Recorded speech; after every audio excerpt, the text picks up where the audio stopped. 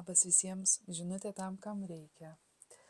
Labai graži pozityvi žinutė ir aš iš karto jau šypsausi, nes paskutiniu metu, paskutinį sezoną mes turėjom labai įtemptų reikalų ir kažkam tie reikalai galbūt rezonavo su jūsų kasdienybė, kažkam galbūt tai buvo tiesiog kaip kokio detektyvo klausimasis ir tikėjimas, kad protagonistai laimės ir antagonistai gaus savo karmą.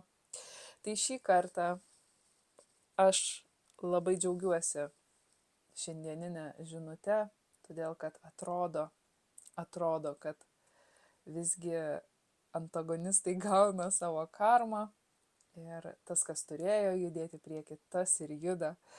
Ir labai džiugu tai matyti. Tai pirmiausia, mes turime iškritusią naujo gyvenimo kortą, naujo gyvenimo orakulo kortą, tada eina žinutė ir gidai. Naujas gyvenimas kyla iš kažkokios galbūt betvarkės jūsų gyvenime, nes iškrito iš betvarkės gaunasi elegantiška tvarka.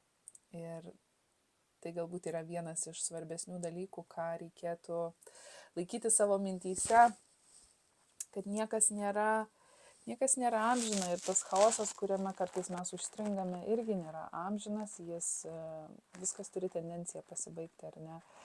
Tai tikrai iš to chaoso jūs išlipate pakankamai gražiai ir įeinate į naują tvarką, atrandate naują tvarką, atrandate naujas tendencijas, ar ne.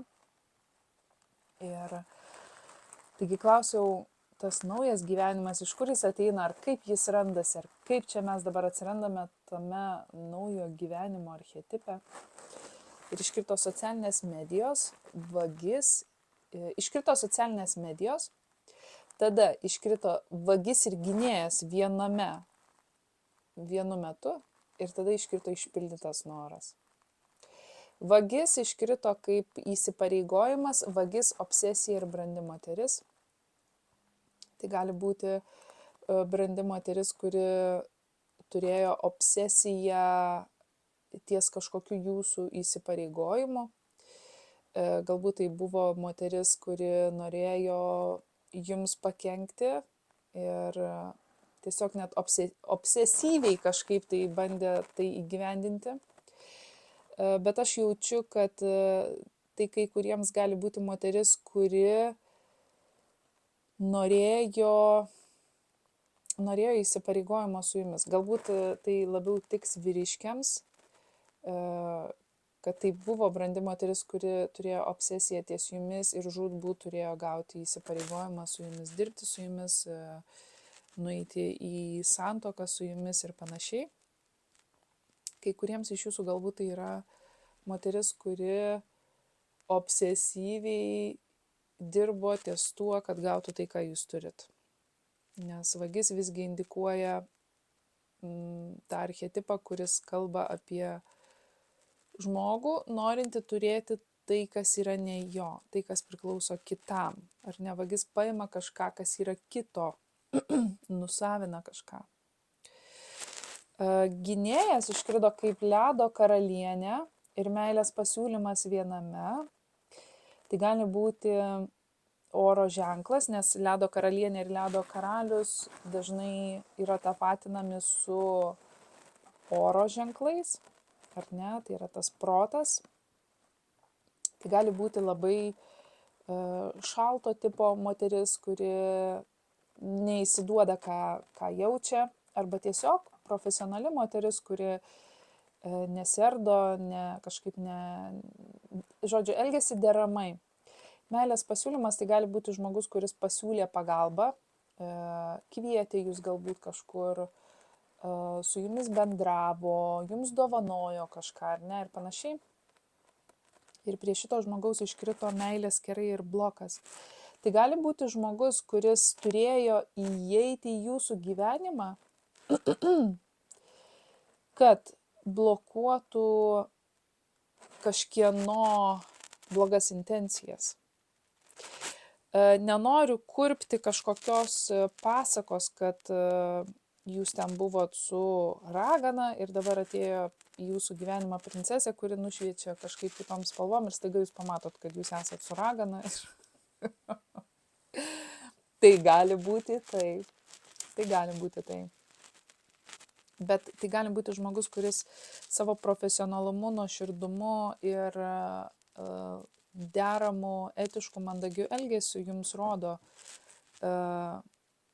kad kažkas yra ne taip, jūs buvot kažkur ne ten, ar ne, arba jūs buvot su kažkuo ne tuo. Nes šioji ponia krenta kaip vagis, ar ne, ir iš 2 skirtingų kaladžių. Tai gynėjas nebūtinai reiškia, kad ši moteris ten atėjo jūs ginti kažkaip. Gynėjas galbūt tik tais indikuoja šito žmogaus poziciją tame konkrečiame momente jūsų gyvenime, kurio galbūt šitas žmogus nepasirinko. Tai tiesiog aplinkybės taip sudėliojo, kad šitas žmogus atsistojo į tokią poziciją ir galbūt pats net nežino, kad atsistojo į tokią poziciją. Bet šitas žmogus blokuoja kažką, kas buvo siūsta nenatūraliai. Tie meilės kerai, šita korta kalba apie tai, kad kažkas tarsi bandė priversti jūs įsimylėti. Bandė priversti jūs padaryti tai, ko galbūt natūraliai nuoširdžiai jūs nebūtumėt ėmėsi daryti. Bandė užkalbėti dantį, bandė jūs vestis į santykius, kuriuose jūs nebūtumėt buvę laimingi. Ar ne, tie meilės kerai, kaip pasakose būna, ar ne, kad apžavi ir žmogus tarsi eina kaip užburtas tuo keliu ir po to kažkurio momentu jis atsibunda, kad o ką aš čia darau, su kuo aš esu ir taip toliau. Tai akivaizdu, kad visata atsiuntė jums kažkokį žmogų ir tai gali būti vienadienis kažkoks netikėtas momentas, interakcija, kuri nulaužia tą meilės kerų kodą, ar ne, ir jūs staiga pamatot, kur jūs esat ir su kuo esat. O kai kuriems galbūt tai žmogus, su kuriuo jūs judėsite į naują gyvenimą, į naują etapą. Tas išpildytas noras, klausiau, kasgi yra tas išpildytas noras.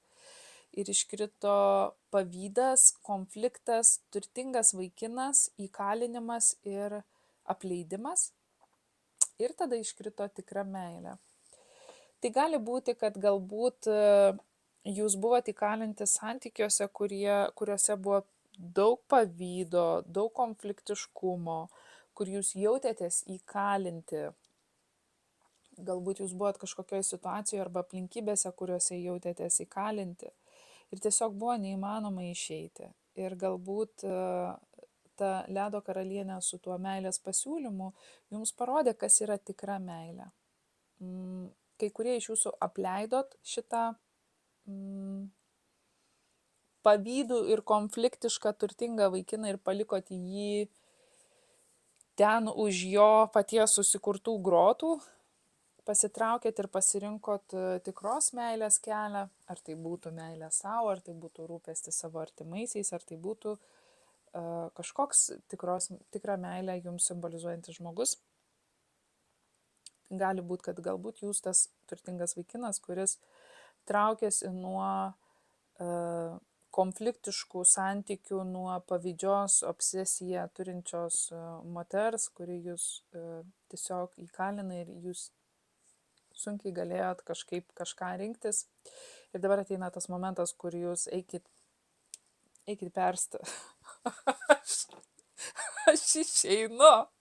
Man nieko nereikia, tu turėk viską, ko tu nori, bet aš te puslydės. Tai gali būti taip. Sorry už tokią simboliką, bet kartais mes atsiduriam tokiose aplinkybėse, kur atrodo, kad norisi pasiųsti ir tiesiog dingti. Tai galbūt kažkas tai ir darote. Ir iškritusi centre, soriukas už mano vis įlendantį radiatorių, aš sakau, mylėkit mano radiatorių, nes jisai šildo visą stalą ir kortas. jam daug metų ir jisai jau atitarnavo. Jis vertas supratimo. Tai žodžiu, iškrito žinutė centre, ar ne? Ir klausiau, kodėl yra svarbi ta žinutė. Ir iškrito išmintingas lyderis, jūs esat švyturys kitiems. Ir kodėlgi tai svarbu šitą žinutę. Iškrito, išsivalykite praeitį. Ir taip pagydysite dabartį. Ar ne? Tai mes dar grįšime prie šito reikalo, tai bus svarbu, pamatysite vėliau. O šalia to iškrito svarbios detalės ir niekas nežino. Labai labai įdomus dalykas. Ir pasirink, viskas bus gerai, tame pačiame mieste laimėtojas. Taip, klausiau, kągi reikia pasirinkti. Ir pasirinkimas buvo dovana ir pabaiga. Kai kuriems dovana iškrito, kaip maždaug būtų koks tai kyšis, pakiša, kad patylėk, čia nesakyk, apsimes, kad nematai tiesos, nereaguok, praleisk, žodžiu. Tai gali būti tai ir pasirinkimas turėtų būti tai, kad ne, aš to nepriimu arba aš su tuo neturėsiu jokių reikalų ir jeigu aš matysiu, kad aš turiu kalbėti, aš kalbėsiu. Tai gali būti tai kai kuriems, kas dar buvo ties dovana. Ne, daugiau ir nebuvo, tai ir buvo iškritę. Ir taip pat klausiau, viskas bus gerai tame pačiame mieste ir laimėtojas, ką reikėtų apie tai žinoti. Iškrito 6 taurės, 9 taurės, taurių karalienė ir aukščiausiasis. Kai kurie iš jūsų sutikote savo gyvenimo žmogų. Ir tas žmogus gyvena tame pačiame mieste kaip jūs. Gali būti, kad tikrai labai ryškiai jaučiasi, kad tarsi jūs kažkas vedė į čia iš aukščiau, arba tą žmogų atvedė jūsų link kažkas iš aukščiau. Tarsi tai būtų kažkokios aplinkybės, kurios dėliojasi labai mistiškai tarsi, ar ne? Tarsi pats Dievas veda į priekį. Ir klausiau, tai kasgi yra tos svarbios detalės, kurių niekas nežino. Iškrito bosas, palaima, ledo karalius,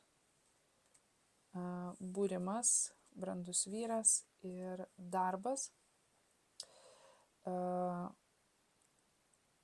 Šitos figūros, brandus vyras, ledo karalius ir bosas, krenta kaip vienas žmogus. Aš pasitikslinau su kita kaladė. Tai krenta kaip vienas žmogus ir atrodo, kad tai yra žmogus, apie kurį kiti nežinojo. Aš nežinau, kodėl tai yra svarbu. Kodėl aš taip sakau, kad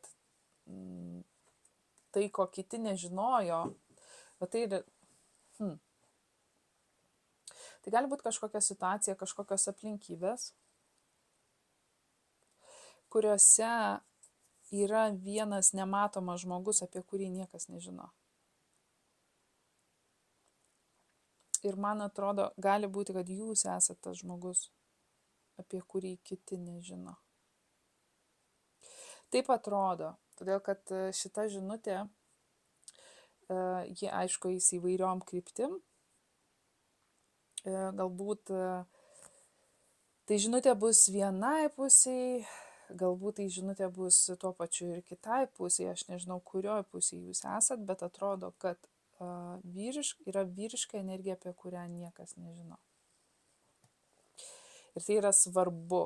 Ir galbūt kažkas iš jūsų klausot ir jūs atpažįstat save ir jūs save vis taip nustumdavot į šoną ir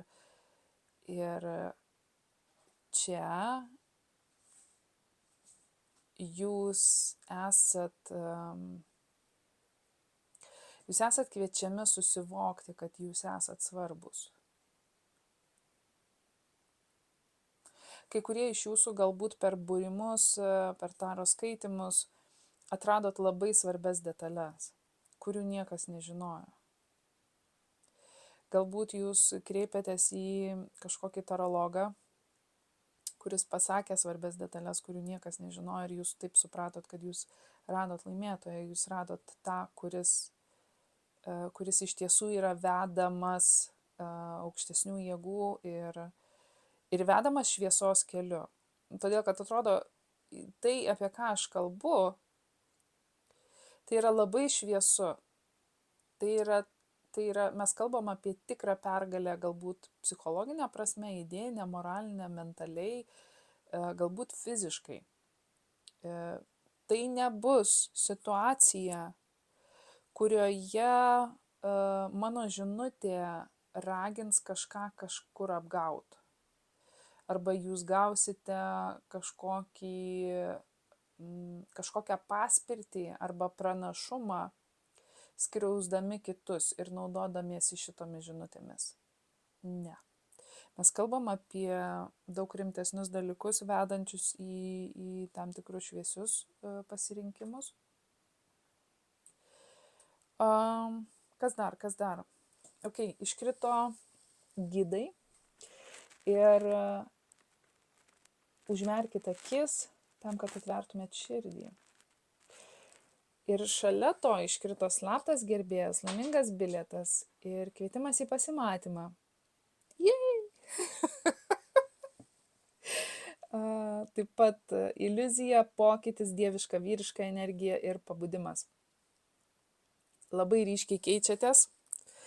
Gali būti, kad kai kuriems labai ryškiai keičiasi jūsų erdvė ir keičiasi žmonės, kurie ateina į jūsų gyvenimą. Jeigu jūs būdavot pasimetę arba sutikdavot žmonės, kurie būdavo pasimetę jūsų erdvėje ir kažkokios situacijos įvykdavo, kuriuose jūs tiesiog nukentėdavot arba nieko gero nesigaudavo, jūsų investicijos nepaeidavo, jūsų kuriami ryšiai saitai kažkaip nutrūkdavo ir panašiai, tai atrodo, kad tai labai stipriai keičiasi, todėl kad keičiatės jūs. Keičiasi jūsų požiūris, keičiasi jūsų savęs suvokimas ir automatiškai, kadangi jūs save pradedat suvokti daug tvirčiau ir stabiliau, jūsų savęs vidinis matymas pasidarė daug stabilesnis, tada automatiškai gaunasi, kad tai, kaip jūs matot nestabilų išorinį pasaulį, jūs nebevengiat tiesos, bet tuo pačiu jūs nebesat tokie reaktyvūs. Ar ne, jeigu anksčiau jūs ten kas bakstelėdavo ir jūs iš karto reaguodavot, dabar tarsi, atsiprašau, dabar tarsi jūs suvokėt, kodėl bakstelėjo, iš kur tai atėjo ir ar tai turi ryšį su jumis, ar tai neturi ryšio su jumis, ar ne, atsiranda labai daug stabilumo. Ir iškrito vizija, matymas, kontempliuoti savo ateitį, tai reiškia, aš apmastau, ar ne, kokia ta mano ateitis, ko aš noriu iš savo ateities, ko aš noriu iš savęs, dominavimas, tikėjimas savimi. Tai, ką ir sakiau dabar, ar ne, tas atsiranda toksai ganėtinai tvirtas pagrindas viduj jūsų asmenyje. Jūs pradedat save matyti daug stabiliau. Jeigu anksčiau būdavot kažkiek pasimetę ir kartais jūs kažkaip užtrigerindavo ir nežinodavot net patys kodėl, dabar jūs esat daug ramesni, jūs nebejaučiat poreikio kažkam kažką įrodinėt, kažkur ardytis ir panašiai. Tai nereiškia, kad jūs nesat ambicingi, kad nesat ekspresyvūs ir kad nesiekėt kažkokių savo ambicijų gyvendinimo. Ne apie tai čia, ar ne, čia labiau apie tą vidinį savęs suvokimą. Ir šalia iškrito gedulas priimti netektį. Ir va čia aš matau sąsają su tuo, ką čia mes turėjom, ar ne? Išvalyk savo praeitį ir taip pagydysi savo dabartį. Ir tai yra viena pagrindinių žinučių.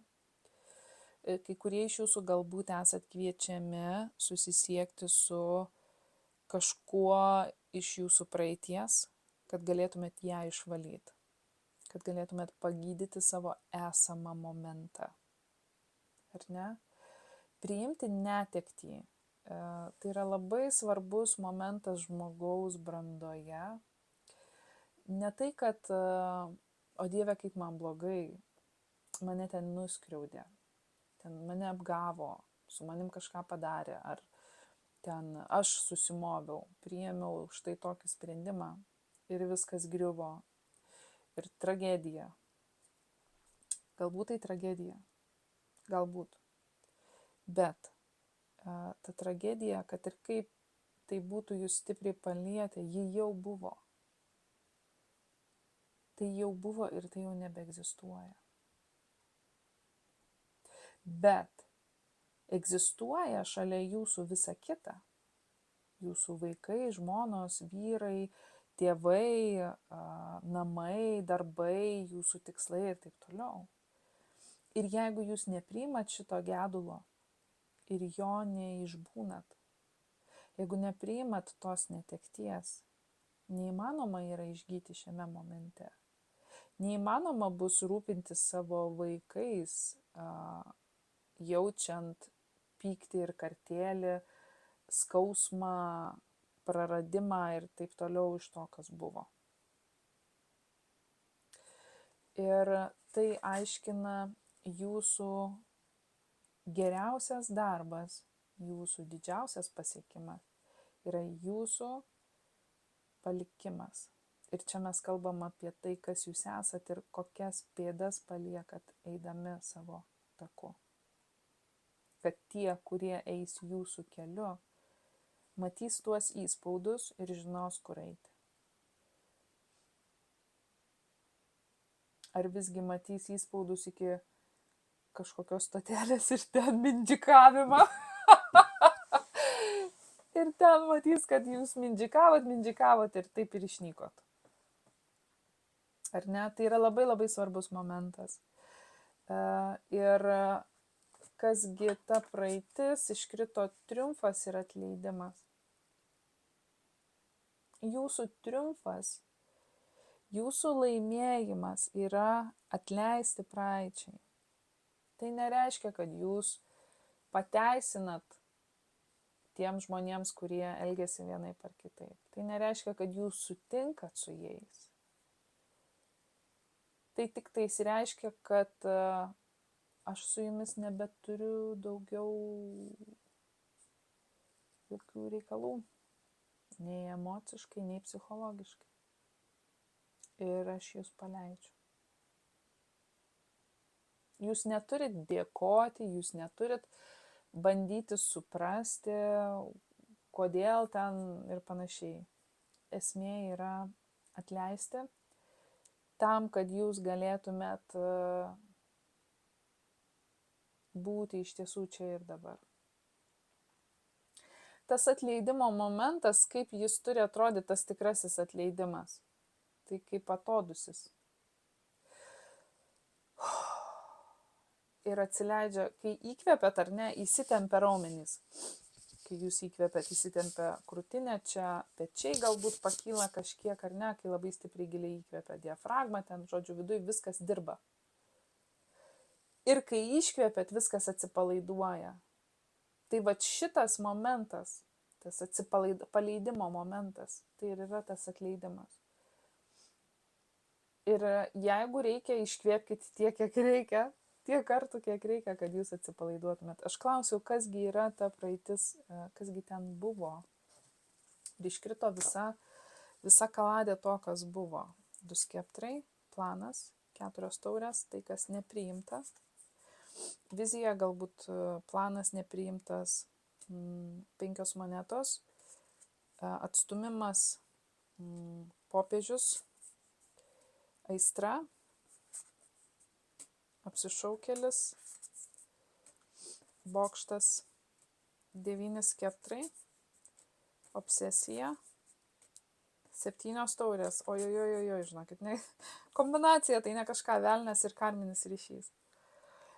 Gali būti, kad kai kurie iš jūsų atradote, kad jūs buvot tie apsišaukėliai tame momente ir galbūt apsišaukėliai savo pačių akyse. Darėt kažką, kas buvo nenuoširdu, galbūt kažkiek bandėt įtikti kitiems, bandėt kažkaip kitus papirkti savo tokiu prisitaikymu ir panašiai. Kai kurie galbūt nuėjote į santykius, į įsipareigojimą su žmogumi, kuris žaidė per intymius santykius, kai kurie galbūt bandėt inicijuoti kažkokius dalykus savo gyvenime, bet tai darėt su karminiais žmonėm ir akivaizdžiai tai nepaėjo ir jūs nukentėjot ir taip toliau. Tai kad ir kas tai buvo sunku psichologiškai, emociškai, galbūt buvot chaose kažkokiame, galbūt patys buvot įkritę į obsesiją ir labai ilgą laiką diskutavot, dėrėjotės, kalbėjotės mintyse su tais pačiais žmonėm, vis prikeldavot tas kažkokias situacijas, tos pokalbius, tos dialogus su tai žmonėm ir ėjot į dėrybas ir vis galbūt bandėt kovot už save mintyse, vėl prikeldami tos dialogus. Ir galbūt atėjo suvokimas, kad viskas, aš jau iškalbėjau viską, kas man buvo reikalinga. Kai kurie iš jūsų buvot su žmonėmis, kurie neigė jūsų realybę ir jūs tai atvedė į tokį, į vidinės tas dėrybas, į virimą tokį mintyse, ar ne? Nes yra sakoma, kodėl žmogus obsesyviai vis grįžta mintyse į praeitį ir kalbasi su tai žmonėm, jūs ten, būčiau taip sakęs, ten būčiau taip daręs ir kodėl aš taip nedariau ir tai aš tada ten taip, kodėl mes tai darom? Todėl, kad mes buvome situacijoje arba buvome su žmogumi, kuris nuneigė mūsų realybę. Tas žmogus sumanipuliavo, sužaidė, apgavo, išdūrė, o galbūt tiesiog žemino, menkino ir panašiai, norėdamas gauti kažką iš jūsų arba norėdamas jūs priversti padaryti kažką ir taip neigia jūsų realybę. Ir tada įsijungia toks nervinis refleksas, kur jūs mintyse einat vėl į tą pačią kovą ir ginčinatės tenais ir kovojat už save, nes bandot įrodyti, kad jūsų realybė egzistuoja. Ir kodėl tai reikalinga jums tuo metu tai atrodo? Todėl, kad susidaro įspūdis, kad jeigu jūs neįrodysit, jeigu jūs nesiginčysit ir nerasit atsakymų ir neįrodysit, tai jūsų realybė neegzistuos. Bet jie egzistuoja, todėl kad jūs egzistuojat. Ir jūs tai pradedat suvokti. Kad jums nereikia niekam nieko įrodyti, jums nereikia ginčytis su tai žmonėm mintyse. Jūs esat ir to pakanka. Jūs esat mylimi ir atsiranda žmonės, kuriems jūs rūpit ir kurie jūs myli, jums pritarė, prijaučia. Nebūtinai čia kalba eina apie romantiškus dalykus, tai gali būti tiesiog atsirandančios bičiulystės, kurios jūs veda labai teisingų kelių ir išreiškia palaikymą ir panašiai. Ir taip pat klausiau iš kitos orakulo kortos, kasgi tai yra, apie ką mes kalbam, iškrito dangus, jūs stebi ir šitą kortą paaiškina kantrybės saikingumas. Tai kantrybės saikingumas yra angelo korta, pusiausvyros korta Jūs esat stebimi, jūs esat saugomi ir akivaizdu tai, kas vyko jūsų gyvenime, tai nebuvo kažkokie random dalykai. Tai buvo kažkas, ką jums siunčia iš aukščiau. Kažkokios aplinkybės, kažkokie susidėliojantys sutapimai, sinchronas ir panašiai. Taip pat iškrito, jūs tai radot ir šita korta krenta paskutiniu metu ganėtinai ryškiai. Ir klausiau, tai, okei, ką mes radom? Pasaulis, 4 skeptrai, monetų karalienė ir karieta.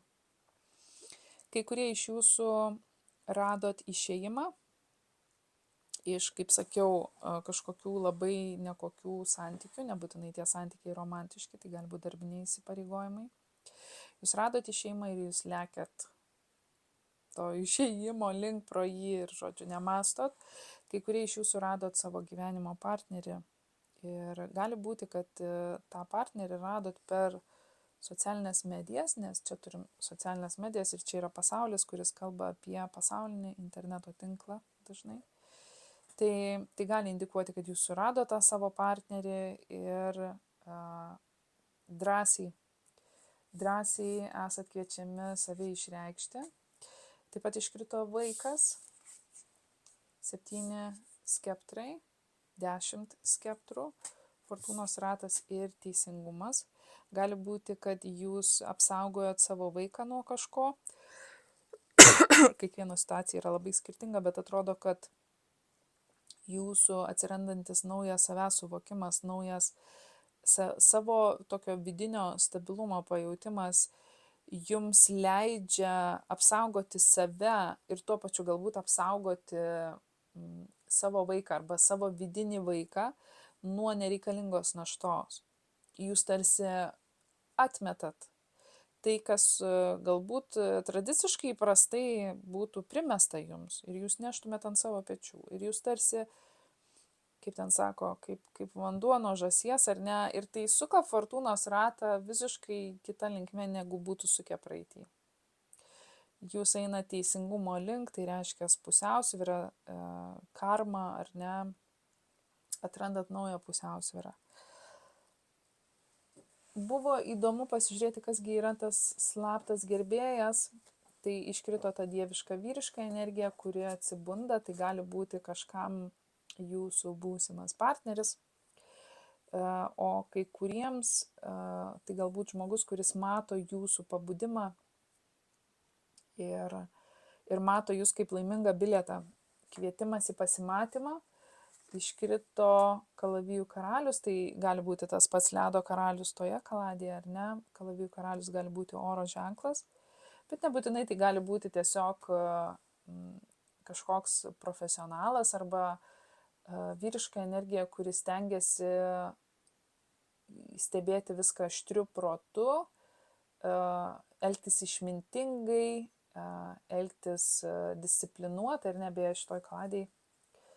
Labai jau fainas tas kalavijų karalius. Taip pat iškrito prie jo 10 monetų, saulė, popiežius ir 9 taurės. Kai kurie iš jūsų galbūt atrandat tobulą žmogų kažkokiai darbo vietai, arba galbūt jūs būsite tas tobulas žmogus, nes laimingas bilietas ir kvietimas į pasimatymą nebūtinai tai turi būti romantiškai, tai gali būti kvietimas dirbti, investuoti, ar ne, ir akivaizdu, kad jums pavyks. Saulė yra pati laimingiausia taro kaladės korta, popiežius šitoj taro kaladėje indikuoja labai šviesų ir į pabudimą, į kažkokį kitą gyvenimo levelį vedantį kontraktą, nes popiežius yra ilgalaikis kontraktas, tai yra disciplina, mokymasis, tai gali būti mokytojas, tai gali būti santuoka, ar ne? Ir 9 taurės yra jūsų visų emocinių ir ne tik emocinių poreikių patenkinimas.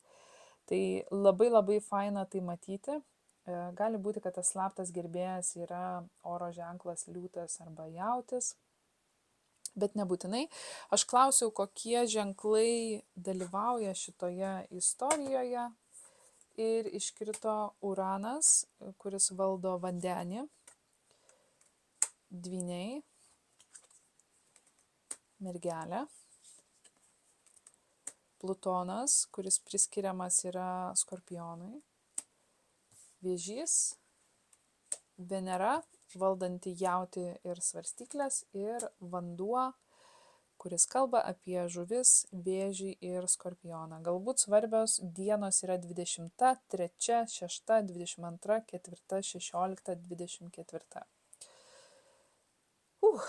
Ok.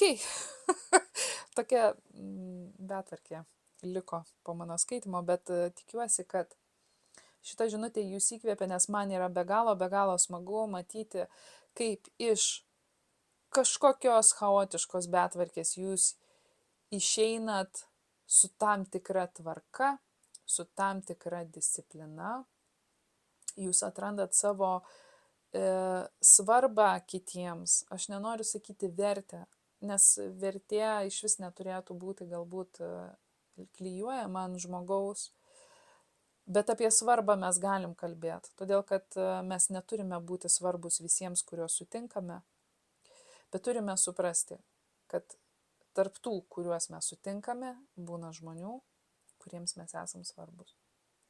Ir tai reikia suvokti. Ir reikia suvokti, kad kartais yra žmonių, kurie mums yra svarbus ir mes turim į juos investuoti, mes turim jiems tai parodyti ir mylėti žmonės. Ar ne, tai mylėkit tuos, kuriems patinkat, mylėkit tuos, kurie jumis domisi, kuriems rūpi, ką jūs veikiat, kur jūs judat, kas su jumis vyksta. Ir, aišku, vadovaukitės tam tikrų tiesos kursų. Aš visada apie tai sakau. Tai jūs atves į tikrą meilę. Ok, tai ramybės, pusiausvyros ir iki greito. Ate.